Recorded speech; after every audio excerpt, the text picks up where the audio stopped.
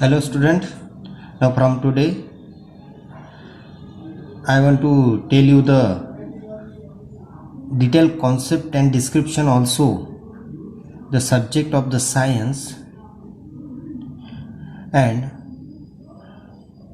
I will start it from today.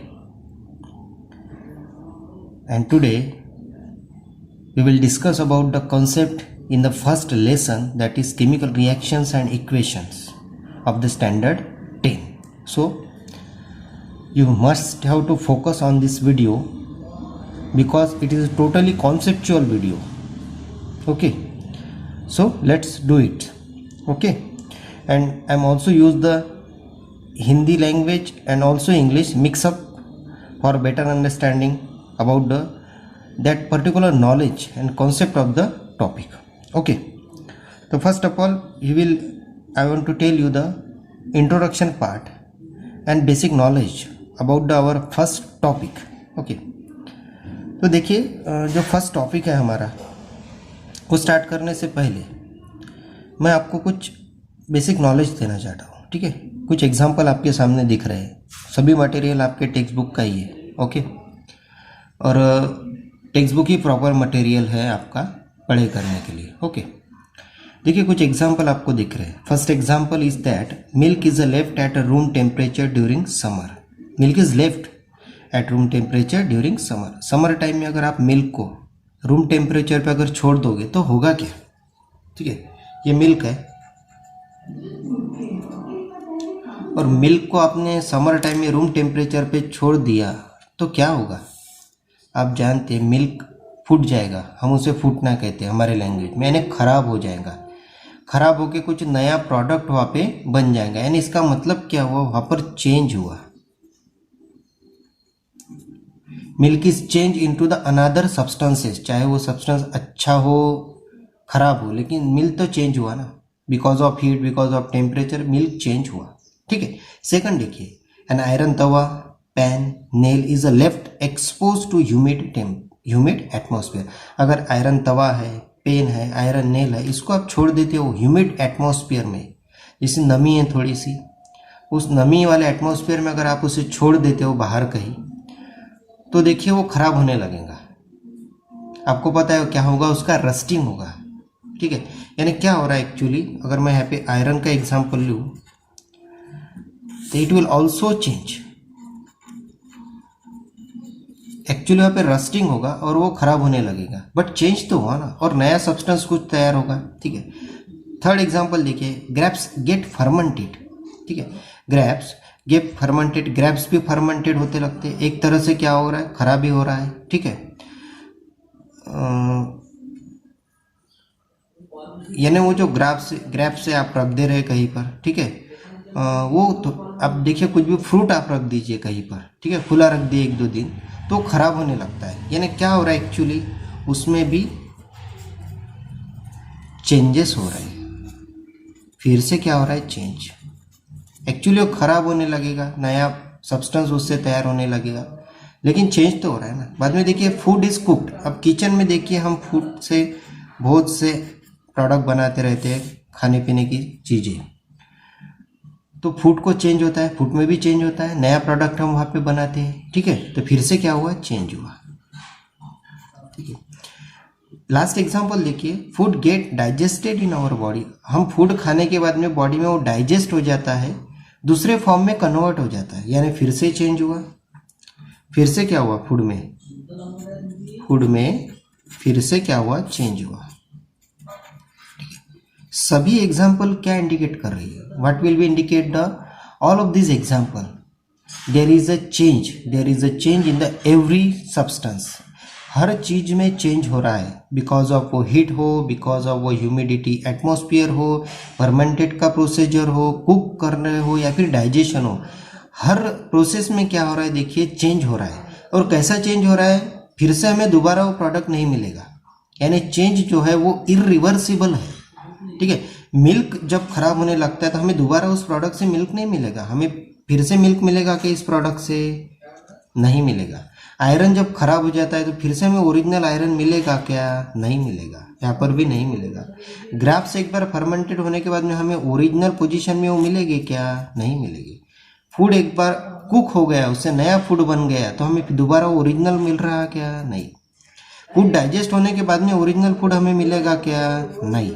ठीक है, यानी सब्सटेंस क्या हो रहा है, कुछ ना कुछ प्रोसेस हो रही है और सब्सटेंस उसका फॉर्म चेंज कर रहा है और फिर रिवर्स भी नहीं हो रहा है वो। ठीक है, उसके ओरिजिनल फॉर्म में रिवर्स हो रहा है क्या? नहीं। तो ये जो सब चेंज यहाँ पर दिख रहे हैं आपको, सब्सटेंस एक फॉर्म से दूसरे फॉर्म में चेंज हो रहा है, एक्चुअली उसके जो इंटरनल मॉलिक्यूल्स है वो चेंज हो रहे हैं, नया ही सब्सटेंस वहाँ पे तैयार हो रहा है और वो रिवर्स भी नहीं हो रहा है। ठीक है, तो ऐसे चेंज को हम क्या कहते हैं? Chemical change. ऐसे चेंज को हम क्या कहते हैं? केमिकल चेंज, जो इरिवर्सिबल होता है और जिस प्रोसेस में एक नया प्रोडक्ट हमें मिलता है। ठीक है, जिस प्रोसेस में हम चेंज तो हो रहा है, एक सब्सटेंस अनदर सब्सटेंस में चेंज हो रहा है, लेकिन क्या हो रहा है? वो रिवर्सिबल चेंज नहीं है। ठीक है, नया ही प्रोडक्ट हमें मिल रहा है, तो ये क्या हो गया? केमिकल चेंज हुआ। ये क्या हुआ? Chemical change. अब नीचे देखिए डायग्राम आपको दिख रहा है, आपके टेक्स्ट बुक का ही डायग्राम है, आपके सिलेबस में का। यहाँ पर देखिए मैग्नीशियम रिबन को हम क्या कर रहे हैं? बर्न कर रहे हैं। ये एक एक्टिविटी है जो किस तरह से करनी चाहिए, साइड में आपके टेक्स्ट बुक में दी, आप घर पे कर सकते हो। मैग्नीशियम रिबन को हम बर्न कर रहे हैं और बर्न करने के बाद में देखिए नीचे आपको टुकड़े गिरते हुए दिख रहे हैं और इस डिश में बहुत सारे यहाँ पर टुकड़े जमा हो गए हैं। किसके? मैग्नीशियम ऑक्साइड के। यानी क्या हुआ? बर्न करने के बाद यहाँ पे जो हमने बर्नर लगाया हुआ है, बर्न करने के बाद मैग्नीशियम जो सब्सटेंस है वो मैग्नीशियम ऑक्साइड में कन्वर्ट हुआ। ठीक है, मैग्नीशियम सब्सटेंस कैसा कन्वर्ट हुआ? मैग्नीशियम ऑक्साइड में वो कन्वर्ट हो गया। ठीक है, यानी एक सब्सटेंस दूसरे सब्सटेंस में क्या हो गया? कन्वर्ट हो गया। अब मैग्नीशियम ऑक्साइड से मैग्नीशियम बनाएंगे क्या फिर से? नहीं, यानी इरिवर्सिबल चेंज हुआ। One substance is converted into another substance और one substance is change into the another substance, but वो रिवर्स होगा क्या? नहीं होगा। तो ये भी क्या हुआ? एक तरह का केमिकल चेंज हुआ। ये भी क्या हुआ? केमिकल चेंज हुआ। ओके, तो हमने देखा कि एक सब्सटेंस दूसरे सब्सटेंस में चेंज हो रहा है और ये जो चेंज है वो कौन सा चेंज है? केमिकल चेंज है। ठीक है, आया ख्याल में आपके? अब हम स्टार्ट करते हैं हमारा फर्स्ट टॉपिक जो हमारे चैप्टर का क्या है। ठीक है, let's go toward our first topic, that is topic देखिए आप, केमिकल इक्वेशंस। फर्स्ट टॉपिक कौन सा है हमारा? Chemical equation. अब देखिए केमिकल इक्वेशन किसे कहते हैं एक्चुअली। ठीक है, अब हमने बहुत सारे चेंज यहाँ पर देखे, हमने बहुत सारे चेंज वहाँ पर देखे। ठीक है, चेंज हो रहा था,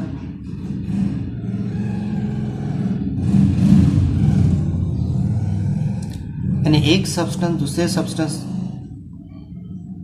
चेंज हमने देखा। ठीक है, मैंने आपको बेसिक में क्या बताया कि केमिकल चेंज हो रहा था। चेंज ऐसा था जिसमें हमें प्रोडक्ट रिवर्स नहीं मिल रहा था। ठीक है, अब केमिकल इक्वेशन क्या किसे कहते हैं और केमिकल इक्वेशन को राइट कैसा करते हैं, ये दोनों टॉपिक मैं आपको एक साथ समझा के देने वाला हूँ। ठीक है, थ्योरी पॉइंट इसलिए दिए हैं ताकि एग्जाम में आप इसे लिख सको, स्कोर कर सको और साथ में कॉन्सेप्ट भी समझ लो। देखिए केमिकल चेंज केमिकल इक्वेशन किसे कहते हैं। अगर आपको चेंज समझ में आया है, जो सब्सटेंस का मैंने आपको बताया कि चेंज किस तरह से हो रहा था, तो केमिकल इक्वेशंस यानी क्या आपको समझ में आ जाएगा और उसे कैसे लिखते हैं वो भी आपके समझ में आ जाएगा। ठीक है, देखिए कोई भी केमिकल चेंज जो है, केमिकल चेंज, अब केमिकल चेंज यानी मैंने आपको पहले बताया कि ऐसा चेंज जिसमें रिवर्स नहीं होता प्रोडक्ट। अब केमिकल चेंज को आप सिंबल के फॉर्म में या फॉर्मूला के फॉर्म में अगर रिप्रेजेंट कर रहे हो, किसी भी चेंज को रिप्रेजेंट करने का एक तरीका है। ठीक है, किसी भी चेंज को रिप्रेजेंट करने का, बताने का, एक्सप्लेन करने का एक तरीका है। केमिकल चेंज को हम सिंबल या फॉर्मूला से क्या कर सकते हैं? रिप्रेजेंट करते हैं। जैसे मैं आपको एक यहाँ का एग्जांपल बता देता हूँ, देखिए मैग्नीशियम का। अब देखिए मैंने यहाँ पर लिखा मैग्नीशियम, मैंने यहाँ पर सिंबल यूज किया है। ठीक है, फिर लिखा मैंने ऑक्सीजन। अब देखिए ये दोनों क्या हुए? ये दोनों की रिएक्शन हुई, यानी दो प्रोडक्ट रिएक्ट हुए एक दूसरे के साथ में और नया कोई प्रोडक्ट यहाँ पर बन गया। ये था मैग्नीशियम ऑक्साइड, एक नया प्रोडक्ट बना इनके साथ। एक नया प्रोडक्ट क्या हुआ? इनके थ्रू बना, यानी क्या हुआ? इन दोनों रिएक्ट हुए एक दूसरे के साथ में, कुछ चेंज हुआ वहाँ पर और नया प्रोडक्ट यहाँ पे मिला, ये केमिकल चेंज है क्योंकि नया प्रोडक्ट हमें वहाँ पे मिला है, ठीक है, जो इरिवर्सिबल है, ठीक है। अब इस चेंज को मैंने कैसे लिखा, कैसे मैंने रिप्रेजेंट किया, सिंबल के साथ में किया मैंने, ठीक है। दूसरा तरीका भी है, मैं इसे वर्ड के साथ में भी कर सकता हूँ, जैसे मैंने यहाँ पर लिख दिया मैग्नीशियम प्लस उसके साथ में क्या था, ऑक्सीजन, ठीक है। हमें क्या मिला, हमें मिला मैग्नीशियम ऑक्साइड, हमें क्या मिला, मैग्नीशियम ऑक्साइड, ठीक है। मैंने दो तरीके से चेंज को रिप्रेजेंट किया, एक सिंबल के फॉर्म में किया, एक वर्ड के फॉर्म में किया। तो इक्वेशन किसे कहते हैं, केमिकल इक्वेशन। देखिए, representation of the chemical change, chemical change को रिप्रेजेंट करना कैसे, in term of symbols and formula, symbol या फिर फॉर्मूले के टर्म में, सिंबल या फॉर्मूला का यूज करके किसी भी केमिकल चेंज को रिप्रेजेंट करना, ठीक है, उसे क्या कहते हैं हम, इक्वेशन कैसे, उसे हम केमिकल इक्वेशन कैसे। किससे कहा मैंने, किसी भी चेंज को, केमिकल चेंज को हम सिंबल के थ्रू या फिर फॉर्मूला के थ्रू अगर रिप्रेजेंट कर रहे हैं तो उसे क्या कहेंगे, हम केमिकल चेंज कहेंगे। अब इस केमिकल चेंज में जो रिएक्ट हो रहे थे एक दूसरे के साथ, जैसे यहाँ पे मैग्नीशियम और ऑक्साइड, ये जो रिएक्ट हो रहे थे मैग्नीशियम ऑक्साइड, इन्हें कहा जाता है रिएक्टेंट, इन्हें कहा जाता है रिएक्टेंट। तो ऑक्सीजन भी क्या हुआ, यहाँ पर रिएक्टेंट हुआ, ठीक है। और जो तैयार हो रहा है, जो मिल रहा है हमें, उसे कहते हैं हम प्रोडक्ट, उसे क्या कहते हैं हम प्रोडक्ट। ये हमारा प्रोडक्ट हुआ, ये हमारा रिएक्टेंट है, ये हमारा रिएक्टेंट है और ये हमारा क्या है, प्रोडक्ट है, ठीक है। तो केमिकल इक्वेशन किसे कहा हमने, अगर किसी केमिकल चेंज को हम सिंबल या फॉर्मूला के फॉर्म में लिख रहे हैं, ठीक है, जहाँ पे रिएक्टेंट है, जहाँ पे प्रोडक्ट भी है, उसे क्या कहेंगे हम, केमिकल चेंज। देखिए, representation of chemical change in term of symbol and formula of the reactant and product, जिसमें रिएक्टेंट भी आ रहे हैं, प्रोडक्ट भी आ रहे हैं, और ऐसा इक्वेशन जिसमें हम केमिकल फॉर्मूले सिंबल का यूज करके लिख रहे हैं, जिसमें रिएक्टेंट है, जिसमें प्रोडक्ट है, उसे कहेंगे हम केमिकल इक्वेशन, ठीक है। नीचे का पॉइंट देखिए क्या है, the substance which take a part in the chemical reaction are called reactant. जो सब्सटेंस केमिकल रिएक्शन में पार्टिसिपेट कर रहा है, कौन पार्टिसिपेट कर रहा है यहाँ पे, मैग्नीशियम और ऑक्सीजन, तो ये क्या हुए, रिएक्टेंट। अगला स्टेटमेंट क्या है, the new substance produces are result of the chemical reaction are called product. और जो नया सब्सटेंस हमें यहाँ पर मिल रहा है उसे क्या कहेंगे हम, प्रोडक्ट, जो मैंने आपको ऑलरेडी बता दिया। अब एग्जाम्पल देखिए, वही है जो मैंने आपको बताया है यहाँ पर, ठीक है। अब नीचे का क्या है, writing a chemical reaction, chemical reaction किस तरह से राइट करते हैं मैंने आपको यहाँ पर ही बता दिया है। फिर भी देखिए, chemical equation can be made more conscious and useful if use the chemical formula instead of word, ठीक है। राइटिंग केमिकल इक्वेशन यानी हम यहाँ पर वर्ड इक्वेशन नहीं लिखेंगे, जनरली वर्ड इक्वेशन नहीं लिखा जाता है, ठीक है, केमिकल इक्वेशन ही यूज करते हैं। और यहाँ पर हमें बहुत केयरफुल रहना होगा, क्योंकि हम यहाँ पर क्या यूज कर रहे हैं, केमिकल फॉर्मूलाज हम यहाँ पर यूज कर रहे हैं, ठीक है। जैसे एक एग्जांपल यहाँ पर जो मैंने पहले आपको दे दिया, यहाँ पे मैग्नीशियम और ऑक्सीजन एक दूसरे के साथ, ये दो रिएक्टेंट है, एक दूसरे के साथ रिएक्ट हो रहे हैं और हमें यहाँ प्रोडक्ट मिल रहा है। तो देखिए आगे क्या लिखा है, the reactant are written on the left hand side with the plus sign between them.